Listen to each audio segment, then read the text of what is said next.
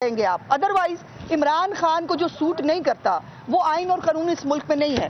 اور مجھے یہ کہنے دیجئے, میں آج یہ کہنا چاہتی ہوں کہ پاکستان کے تمام ادارے, پاکستان کا پورا نظام اس وقت عمران خان کے خوف میں مبتلا ہے. اس کے خوف کی, جو اس کی گالی کی خوف ہے, جو اس کا دھمکی کا خوف ہے, جو اس کا بدتمیزی کا ٹرولنگ کا خوف ہے, اس خوف کا شکار ہے تمام ادارے.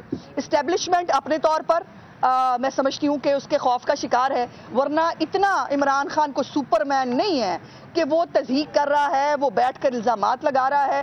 اور وہ آپ نے لیٹر بھی دیکھا, جنرل باجوہ کی تحقیقات کرانی ہے عمران خان نے, تو بھائی جنرل باجوہ کے ساتھ کاؤنٹر پارٹ تو تم بھی تھے نا, تمہاری تحقیقات کیوں نہ ہو؟ اور پھر تم بینیفیشری تھے اس سارے معاملات کے, اس پاناما سٹوری کے.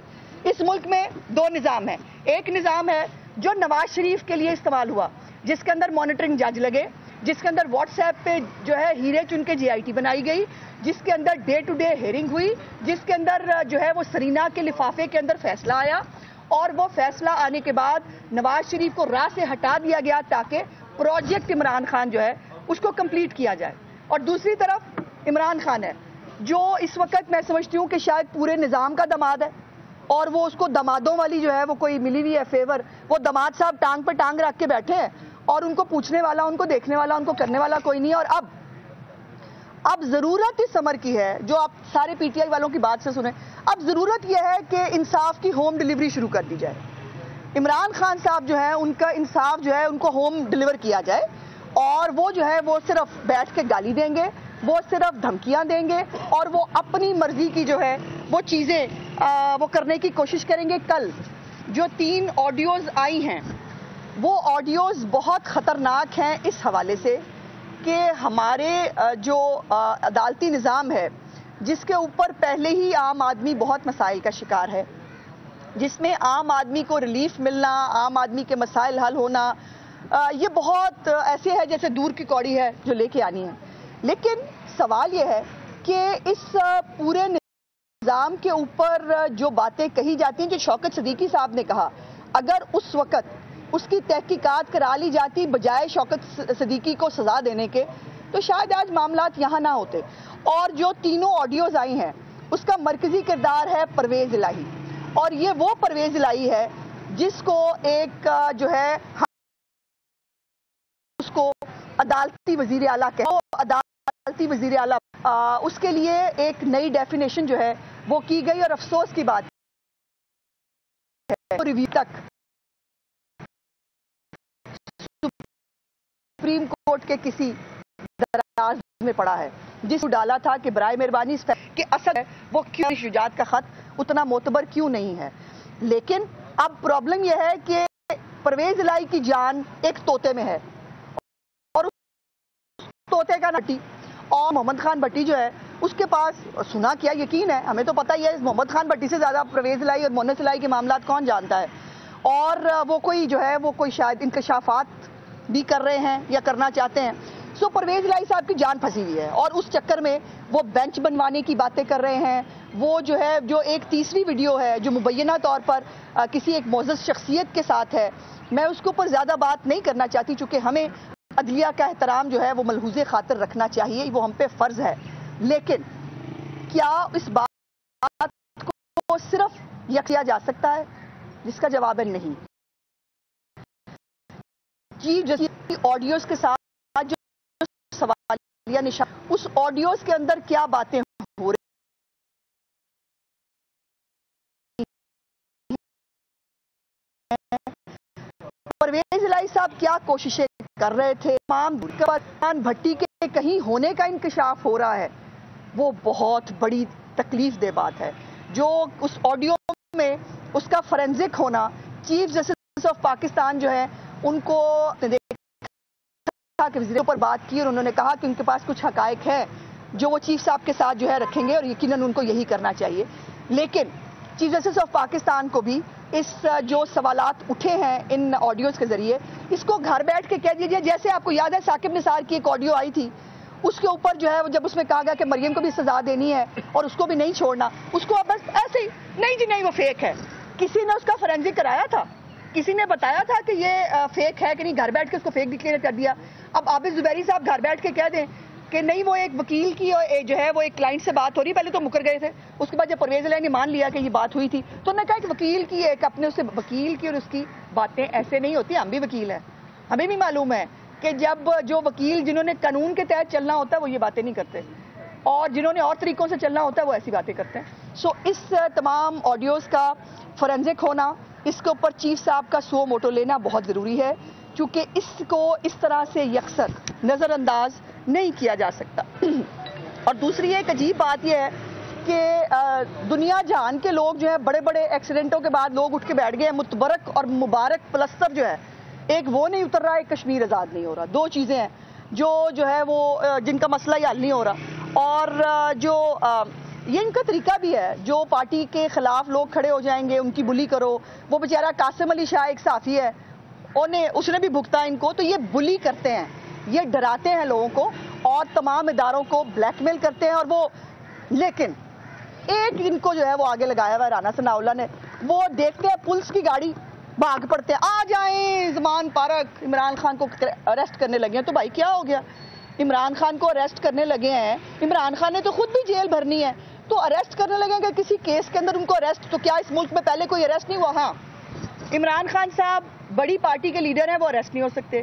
عمران خان صاحب کو دھکے پڑیں گے، وہ عدالت میں نہیں آ سکتے. عمران خان صاحب ورزش کرتے ہیں اس لیے وہ فٹ ہیں، بٹ وہ 70 سال کے ہیں، اس لیے جو ہے وہ عدالتوں کے سامنے سرنڈر نہیں کر سکتے. کیا یہ سب کچھ اس ملک کے باقی سیاستدانوں کے ساتھ نہیں ہوا ہوا؟ اور میں نے آپ کو 2 ایگزامپلز بتائے ہیں. کیا نس نہیں تھے؟ کیا نواز شریف صاحب کو، مریم نواز کو، شہباز شریف کو، حمزہ شہباز کو خود دھکے نہیں پڑتے رہے؟ کیا یہ سب لوگ عدالتوں میں ڈے ٹو ڈے ہیئرنگز کے لیے پیش نہیں ہوتے رہے؟ لیکن عمران خان کے لیے جو ہے یہ کنسیشنز ہیں، اور وہ جو ہے وہ 15 لاکھ لوگ جو ہے وہ ٹویٹر پہ اکٹھے ہو جاتے ہیں عمران خان کے لیے. اور وہ کل میں نے دیکھا ایک خاتون رو رہی تھی، وہ جن کی ریڈ لائن ہے نا عمران خان. اچھا، وہ ریڈ لائن بھی کیا کہتی ہے؟ وہ کہتی ہے ہمیں ریڈ کپڑے پہن کے آنا چاہیے تھا چونکہ عمران خان ہماری ریڈ لائن ہے. تو وہ ان کے لیے احتجاج بھی جو ہے وہ قسم سے ایسا لگتا ہے وہ جو اس کے زمان پارک کے بعد کہ یا تو عمرانی سرکس چل رہی ہے، یا وہاں پر عرس ہو رہا ہے عمران خان کا، یا کوئی مینا بازار لگا ہوا ہے، یا بندر کا تماشا لگا ہوا ہے اور وہ بیٹھے ہیں مطلب جو ہے وہ سجا کے.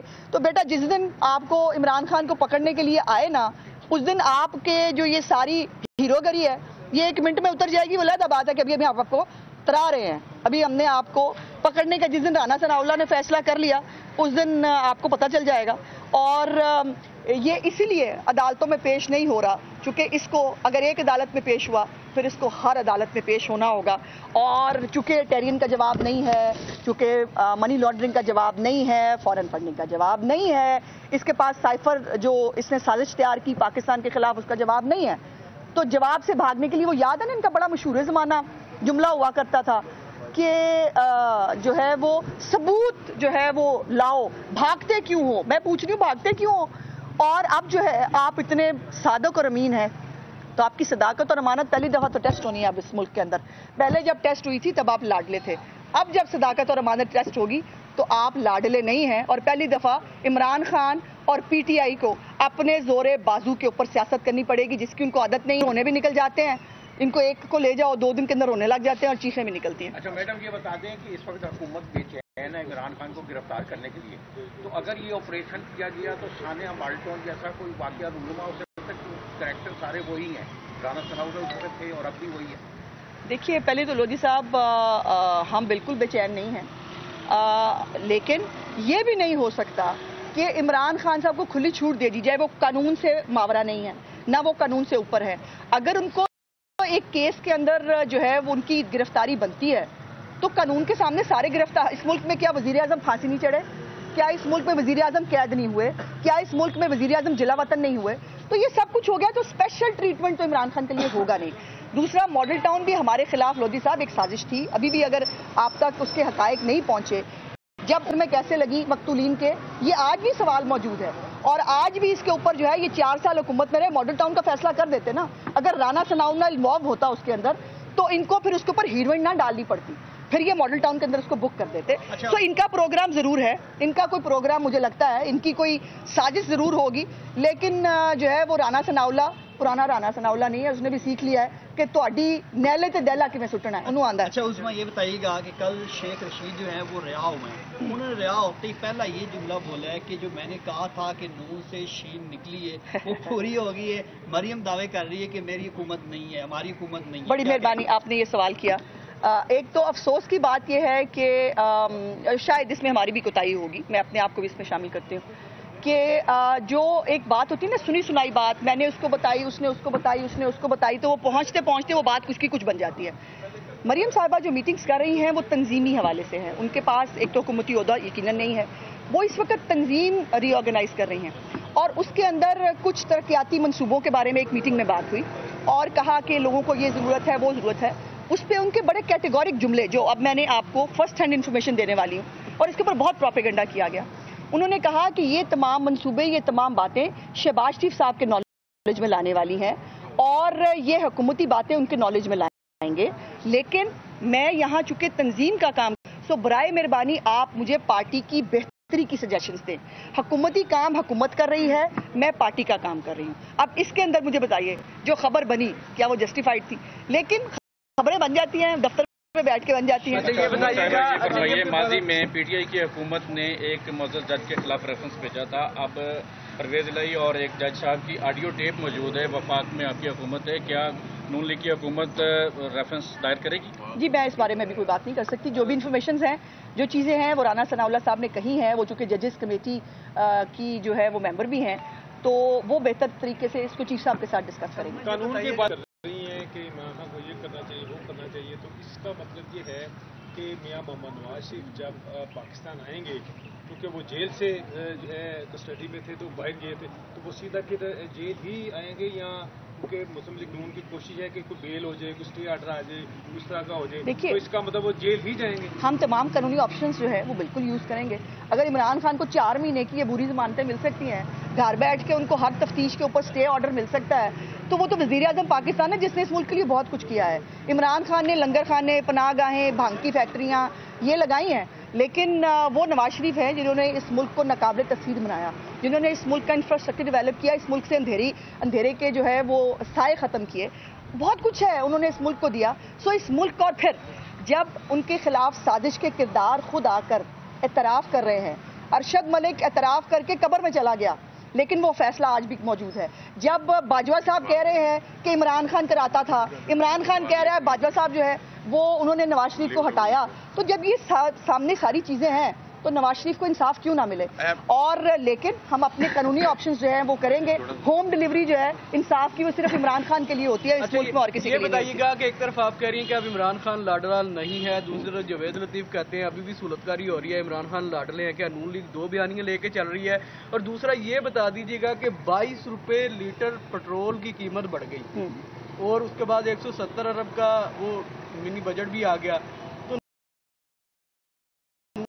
अब नून लीग को नजर नहीं आ रहे। माजी में जब 2 रुपये 3 रुपये बढ़ती थी कीमत पेट्रोल की, तब तो एक तूफान आ जाता था कि बस लुट गए मर गए, अब क्या कहेंगे? देखिए पहले तो बात यह है कि इमरान खान की सहूलतकारी पहले एज अ प्रोजेक्ट हो रही थी, इदारे फुल फ्लैज यक जबान होकर इमरान खान की सहूलतकारी कर रहे थे। अब जो जावेद लतीफ साहब ने कहा, ज़ाहिर है इसकी एक्सप्लेनेशन तो वो देंगे, लेकिन जो मैं समझती हूँ वो ये है कि इदारों के अंदर अभी शायद मुतासरीन इमरान खान मौजूद हैं, जो अभी भी इमरान खान की मोहब्बत में जो है वो गोडे गोडे जो है वो मौजूद है और उनको इमरान खान अभी भी बहुत हैंडसम लगते हैं, या वो उनको लगता है कि इमरान खान इस मुल्क के लिए उनका जो एक फ़ैन क्लब है, ख़ास तौर पे जो ख़वातीन और बच्चे हैं मुख्तलिफ फैमिलीज़ के, वो ज़्यादा मुतासरीन इमरान खान है और वही शायद घर वालों को टिकने नहीं देते।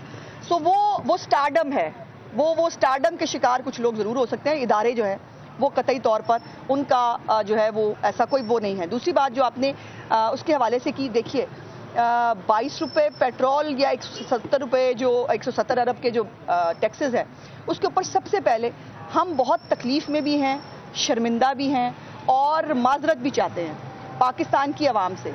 हमने तो ये कर लिया, लेकिन मुझे ये बता दीजिए कि क्या IMF का मुआहदा शहबाज शरीफ की हुकूमत ने साइन किया था? کیا یہ شوکت ترین ہمیں نہیں بتا رہے تھے؟ میرے پاس وہ ہے بھی ان کے پہلے والے جو سٹیٹمنٹس ہیں. شوکت ترین کے سٹیٹمنٹ ہے 300 روپے سے اوپر پیٹرول جانا چاہیے. گوہر وہ جو عمر ایوب صاحب ہیں وہ کہتے ہیں پیٹرول کی قیمت 300 روپے پلس ہونی چاہیے. تو یہ سب یہ سائن کر کے آئے تھے اور انہوں نے پھر ظلم یہ کیا، سائن بھی کیا، پھر دھوکہ بھی دیا. اور عمران خان کا جو اپنی حکومت جانے سے پہلے جو 10 روپے پیٹرول کی قیمت اس نے کم کی، آج پاکستان کی عوام کو 150 روپیہ اس کو جو ہے وہ 150 گنا اس کو ملٹیپلائی کر کے آج وہ بھگتنا پڑا ہے. سو ہم سے تو آپ بالکل جواب مانگے، لیکن ہمارے کیے ہوئے گناہوں کا اگر ہم یہ IMF کا پروجیکٹ نہ لیتے. آپ لوگ یہ بھی تنقید کرتے ہیں کہ جی اسحاق ڈار صاحب نے بڑی دیر کر دی، ایک طرف یہ بھی تنقید ہوتی ہے. گورنمنٹ نے تمام آپشنز یوٹیلائز کیے کہ کسی طرح IMF کے چنگل سے ہم بچ سکیں، لیکن IMF کے چنگل میں جانے کے علاوہ آپشن نہیں تھا. جو باقی چیزیں، باقی ہم جو دوست ممالک ہیں ان کے ساتھ مختلف، جو اور ہمارے ساتھ گورنمنٹ کے ساتھ جو وعدے ہیں مختلف آرگنائزیشنز کے، ان کی بھی پہلی شرط یہ ہے کہ آپ پہلے IMF کے ساتھ جو ہے وہ اپنے اس کو آگے لے کے چلیں. سو اس لیے یہ ایک زہر کا پیالہ آپ ہم سب پی رہے ہیں، لیکن یہ زہر کا پیالہ عمران خان کے نام ہے. یہ اس نے زہر کا پیالہ زبردستی ہمارے ہاتھ پیر باندھ کے ہمارے منہ کو لگوایا ہے، جو ہمیں پینا پڑے گا. لیکن اس کے ساتھ ساتھ مجھے امید ہے جو عمران خان نے تو ڈرامہ کیا، جھوٹ بولا کہ وہ رشیا کے ساتھ تیل کا معاہدہ کر کے آ رہا ہے. ان کے سفیر بتا چکی ہے، ان کی گورنمنٹ بتا چکی ہے ایسا کوئی معاہدہ عمران خان نے کوئی بات ہی نہیں کی تھی. لیکن ہم وہ معاہدے کے قریب پہنچے ہیں. ہماری جو ہے وہ پوری کوشش ہے انشاءاللہ مارچ اپریل میں جیسے ہی رشین تیل جو ہے وہ پاکستان میں آئے گا تو مجھے امید ہے کہ بہت جلد تیل کی قیمتیں جو ہے وہ کم ہوں گی.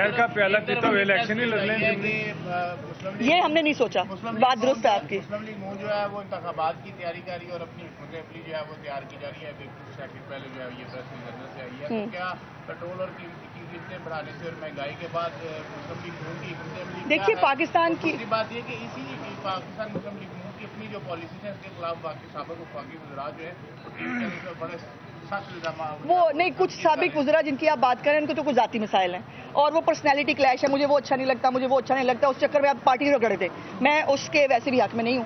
سو وہ ان کے ذاتی مسائل ہیں، اس کو پارٹی کا مسئلہ نہ کہے. دوسری بات یہ ہے کہ یقیناً ہم اپنی پارٹی کی تیاری کر رہے ہیں اور ایک پولیٹیکل پارٹی کو ہر وقت الیکشن کے لیے تیار ہونا چاہیے. ہم تیار ہیں، لیکن یہ بات عمران خان کو لگتا ہے پاکستانی قوم پاگل ہے.